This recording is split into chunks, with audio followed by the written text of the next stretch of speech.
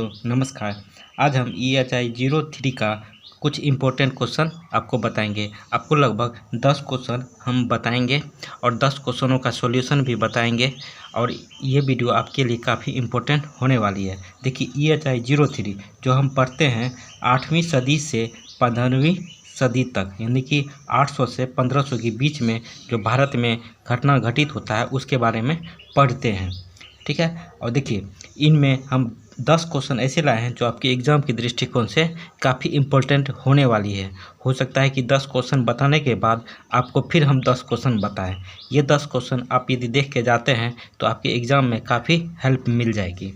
आइए हम क्वेश्चन देखते हैं। देखिए 10 क्वेश्चन जो है एक वीडियो में कवर नहीं हो पाएगा, तो दो क्वेश्चन हम हर एक वीडियो में कवर करते चलेंगे। उसके लिए आप चैनल को सब्सक्राइब कर दें, वीडियो को लाइक कर दें, टेलीग्राम चैनल से भी ज़रूर जुड़े। टेलीग्राम का लिंक डिस्क्रिप्शन बॉक्स में दिया हुआ है।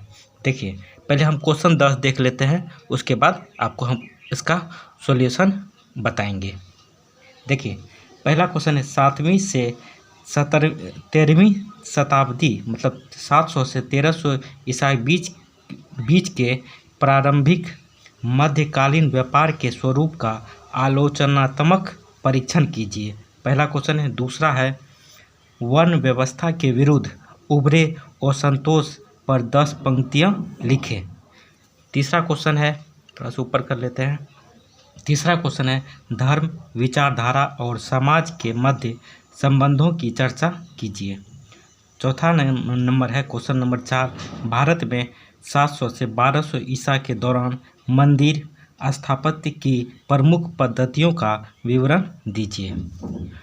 5 नंबर है गुप्त काल के बाद की शताब्दियों में शिक्षा दीक्षा के रूप की विवेचना कीजिए। 5 नंबर दिए। आप 6 नंबर देखते हैं। देखिए 6 नंबर 800 से 1300 ईसा में क्षेत्रीय राजनीतिक व्यवस्था की प्राकृतिक की विवेचना कीजिए।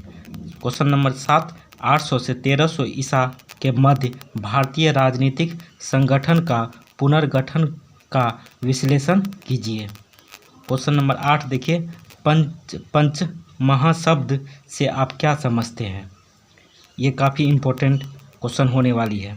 क्वेश्चन नंबर 9 देखिए राजपूतों की उत्पत्ति पर प्रकाश डालिए तथा इसके संबंध में मतों की व्याख्या कीजिए।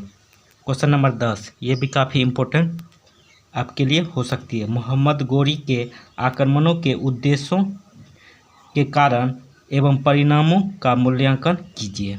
ये 10 क्वेश्चन है और 10 क्वेश्चनों का हम विश्लेषण विस्तार पूर्वक हम करेंगे। देखिए एक क्वेश्चन नंबर 1 और 2 इस वीडियो में कर लेंगे, बाकी आगे का वीडियो में हम आपको बताते चलेंगे, पार्ट 1 पार्ट 2 करके देते चलेंगे, ठीक है। आइए देखते हैं क्वेश्चन नंबर 1।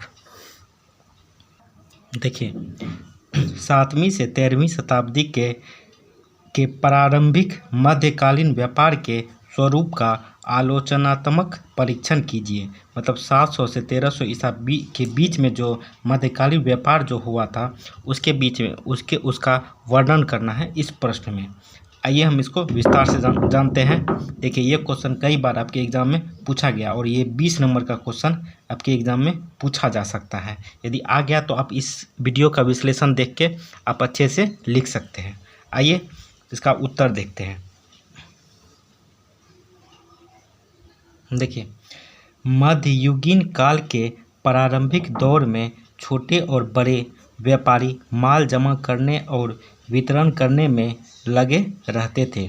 मतलब मध्ययुगीन मतलब 700 से 1300 ईसा बीच में व्यापारी जो है माल जमा करना और उसको बेचना ये इसमें लगे रहते थे।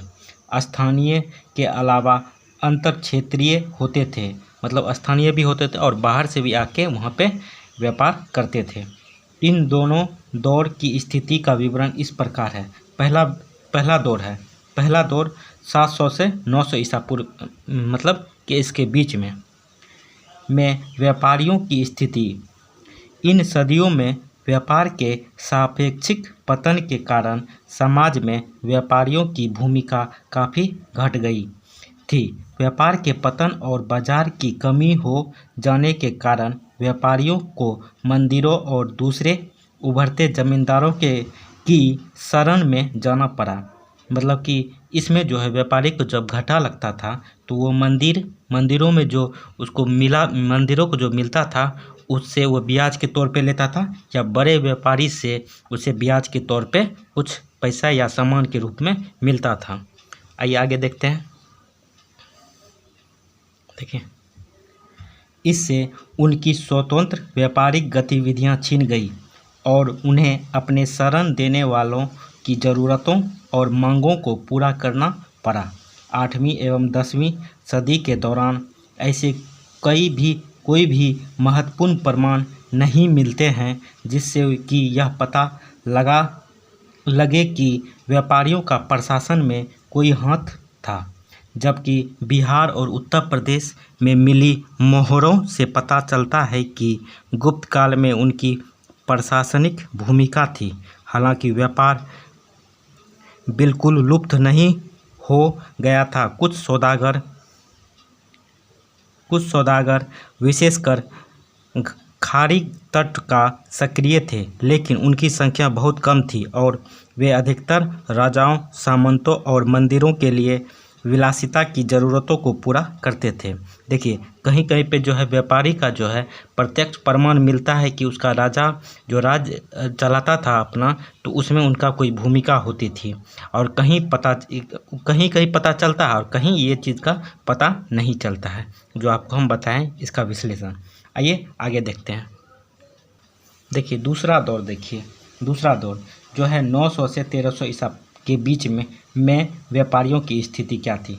प्रारंभिक मध्ययुगीन भारत में दूसरे दौर में व्यापारी वर्ग एक बार फिर प्रमुख हो गया और हम पाते हैं कि बड़ी तादाद में सौदागर विलास और ज़रूरत का सामान एक स्थान से दूसरे स्थान पर ले जाते थे। वे व्यापारिक विनिमय मतलब खरीदना और बेचना से काफ़ी धन इकट्ठा कर चुके थे और मंदिरों और पुजारियों को उपहार देकर उन्होंने समाज में ख्याति अर्जित कर ली थी। उनमें से कईयों ने प्रशासन में सक्रिय भूमिका निभाई।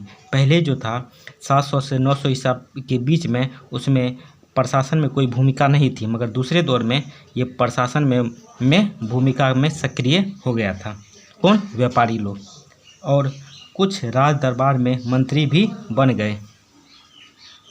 आइए आगे देखते हैं। देखिए, उस काल के साहित्य और अभिलेखों में बड़ी संख्या में सौदागरों का विवरण है जो अपने विशेष व्यापार में संलग्न थे।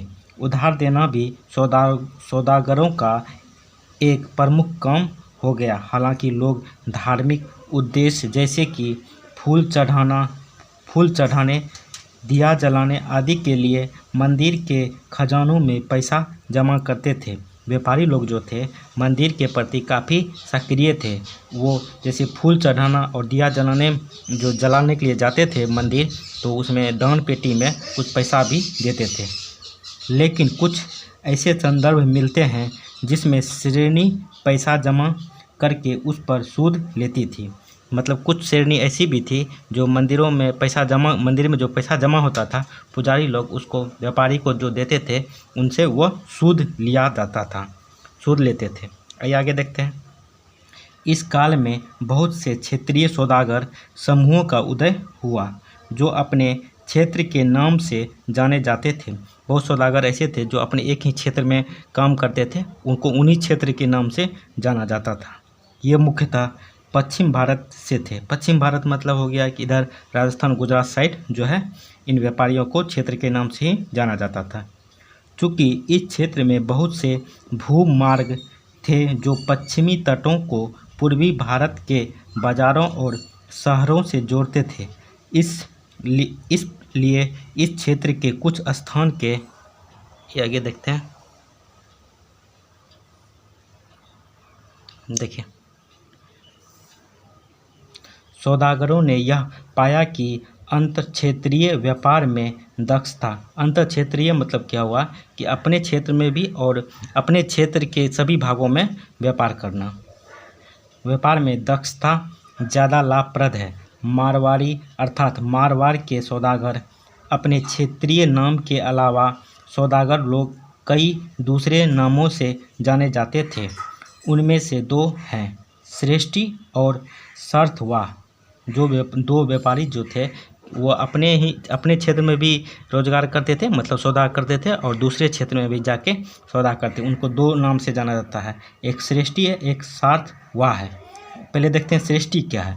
ये दोनों नाम काफ़ी पहले से प्रचलित है। श्रेष्ठी एक धनी थोक व्यापारी था जो शहर में रहता था और अपना धंधा खुदरा व्यापारियों और एजेंटों के सहारे से करता था। समय समय पर वह छोटे व्यापारियों को सामान और पैसा उधार देता था और इस तरह वह एक बैंकर का काम भी करता था। आइए हम देखते हैं अब सार्थवाह। देखिए सार्थवाह क्या होता है उसके बारे में जानते हैं। देखिए कारवां के नेता का सार्थवाह कहा जाता है। कारवां के जो नेता थे उनको सार्थवाह कहा जाता है, जिसकी देखरेख में सौदागर सुदूर जगहों पर माल बेचने एवं खरीदने जाते थे। वह अत्यंत योग्य माना जाता था, जिसे सिर्फ मार्ग का ही नहीं बल्कि भाषा और विभिन्न क्षेत्रों के विनिमय के नियमों का पता होता था। कृषि के विस्तार से और 8वीं और 9वीं सदी के उपरांत उत्पादों की उपलब्धता से दक्षिण भारत में भी व्यापारिक विनिमय में वृद्धि हुई। इससे एक व्यापारिक समुदाय का उदय हुआ। देखिए जो अपना पूरा समय स्थानीय विनिमय में लगाता था वह वर्गों के अंतः क्षेत्रीय और अंतर्देशीय व्यापार में भी हिस्सा लेते थे। देखिए 700 से लेकर 1300 ईसा बीच में जो व्यापार का संगठन किस तरह से चल रहा था उसके बारे में, ये पहला से 700 से 900 ईसा बीच में क्या क्या हुआ। दूसरा है 900 से 1300 ईसा बीच में जो व्यापारी लोग थे ज़्यादा सक्रिय हो गए थे, वो प्रशासनिक ढांचे में भी सक्रिय हो गए थे और कई जगह वह मंत्री भी बन गए थे राजाओं का। आइए आगे देखते हैं। देखिए हिस्सा लेते थे। पूर्वी भारत के समान दक्षिण भारत मतलब इधर नीचे केरल तमिलनाडु साइड भारत में व्यापारियों ने कुछ खास वस्तुएं जैसे कपड़ा, तेल या घी, पान के पत्ते, घोड़ों आदि के व्यापार में भी दक्षता कर ली। स्थानीय स्तर पर क्षेत्रीय बाजार, जिन्हें नगरम कहा जाता था, विनिमय का केंद्र थे। मतलब खरीद बिक्री का जो केंद्र नगरम एक जगह होता था, कई क्षेत्र के गांव वहां पे आते थे खरीद बिक्री करने के लिए, वह एक केंद्र हो गया था बाजार के लिए। यह कृषि बस्तियों के पास थे जो न केवल आसपास के क्षेत्रों से माल एकत्र करते थे, आइए आगे देखते हैं, बल्कि दूसरे क्षेत्रों से आने जाने वाले व्यापारियों से माल विनिमय भी करते थे। वह एक ऐसा जगह था जहां से कोई व्यापारी आके वहां पे अपना सामान बेचता था और स्थानीय व्यापारी वह सामान खरीदते थे। उस जगह का नाम नगरम कहा जाता था। 11वीं एवं 12वीं सदी में चोल काल के दौरान नगरम की संख्या में काफ़ी वृद्धि हुई। यहाँ तक कि सभी तमिल व्यापारी नगरतार के नाम से पहचाने जाने लगे। जो नगरतार जो था वह दक्षिण भारत में काफ़ी सक्रिय हो गए थे और इनकी संख्या दिनों दिन बढ़ती जा रही थी। ठीक है, यह हो गया आपको पहला प्रश्न का उत्तर। आइए दूसरा प्रश्न हम देखते हैं। देखिए दूसरा प्रश्न भी काफ़ी इम्पोर्टेंट होने वाली है, कई बार आपके एग्ज़ाम में पूछा गया है। देखिए वर्ण व्यवस्था के विरुद्ध उभरे असंतोष पर 10 पंक्तियाँ लिखे। वर्ण व्यवस्था जो था ब्राह्मणवाद का एक वर्ण व्यवस्था था, जो ब्राह्मण, क्षत्रिय, वैश्य और शूद्र 4 वर्णों में जो बांटा गया था, उनके विरुद्ध जो असंतोष लोगों में जो फैला था उन पे 10 पंक्तियों में एक टिप्पणी लिखना है कहा जा रहा है इस प्रश्न में। ये प्रश्न काफ़ी बार एग्जाम में पूछा गया है। ये प्रश्न आपको 12 नंबर के आसपास में पूछा जा सकता है। आइए जानते हैं। देखिए गैर ब्राह्मण जो ब्राह्मण नहीं थे लोगों जाति व्यवस्था के मूलभूत आधारों पर विवाद उत्पन्न किए। सदियों पहले महात्मा बुद्ध ने जन्म के आधार पर जातियों के औचित्य को अनुचित कहा। महात्मा बुद्ध जो थे वो जन्म के आधार पे जो जातियाँ निर्धारित की जाती थी उस पे एक मतलब इसका विरोध किया। आगे देखते हैं। बुद्ध का क्रोध मुख्य रूप से ब्राह्मणवाद विरोधी था।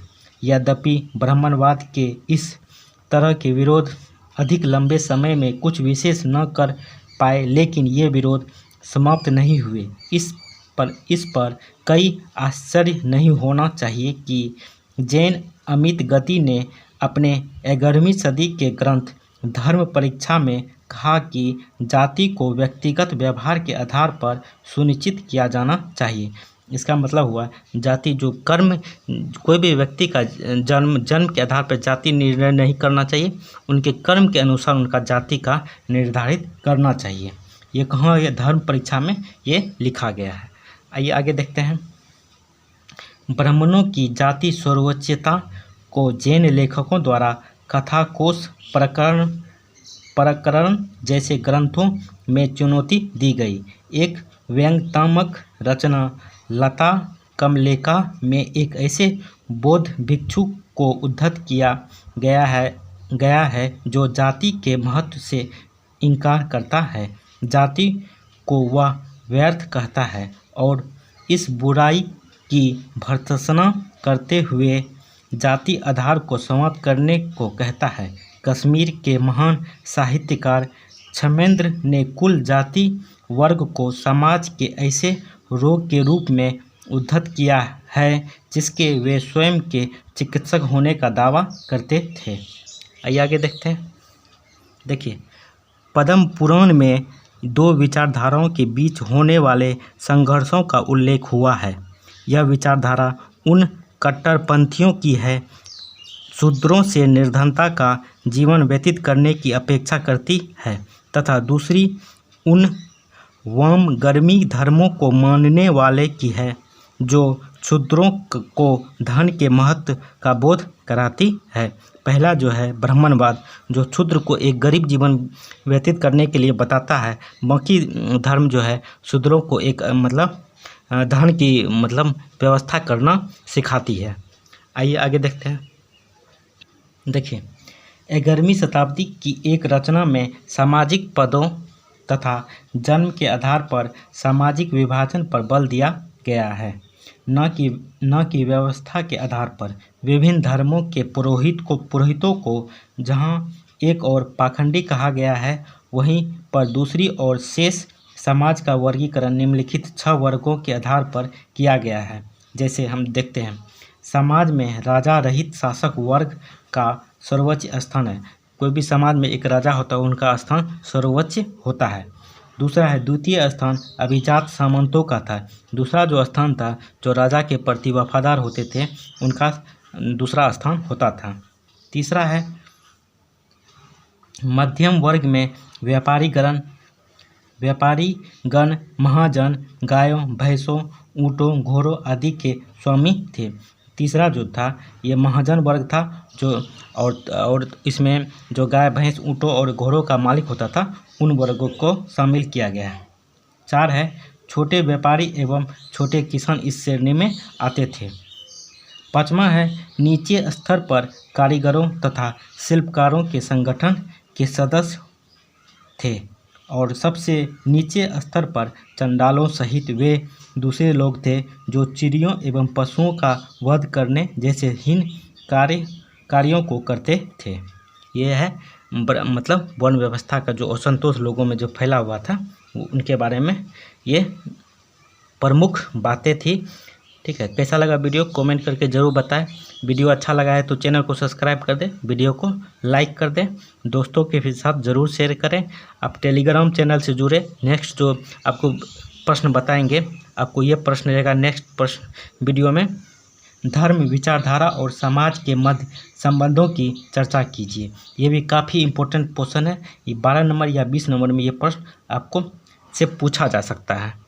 ठीक है, वीडियो काफ़ी लंबा होता जा रहा है, चलिए यहीं तक रखते हैं। चलिए, वीडियो अच्छा लगा तो कमेंट ज़रूर करें, चैनल को सब्सक्राइब कर दें, टेलीग्राम से ज़रूर जुड़े ताकि नेक्स्ट वीडियो जो अपलोड करेंगे टेलीग्राम पे इसका लिंक हम शेयर कर देंगे, वहाँ से भी आप देख सकते हैं।